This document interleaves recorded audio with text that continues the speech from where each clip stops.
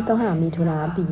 2026 อยู่วิทยาการการเมืองกระทรวงป้องกันความสงบได้จัดกองประชุมสรุปเรียนงานของคณะเสี่ยวสารวิทยาการการเมืองป้องกันความสงบประชาชนเวียดนาม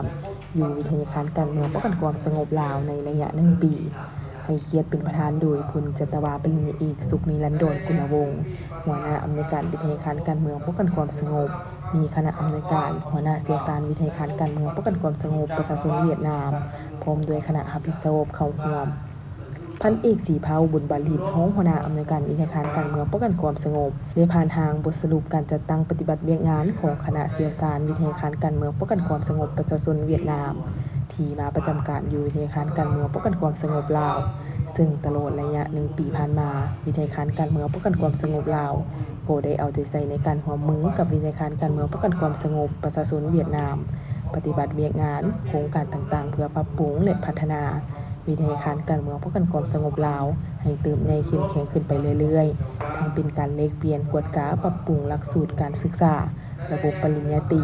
การนำเอาเนื้อในวิทยาการป้องกันความสงบเข้าในหลักสูตรการศึกษาและนโยบายเปิดหลักสูตรการศึกษาระบบปริญญาตรีแขนงอื่น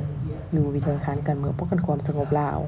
พร้อมนั้นยังเห็นดีเป็นเอกภาพให้สอนภาษาเวียดนามเป็นวิชาภาษา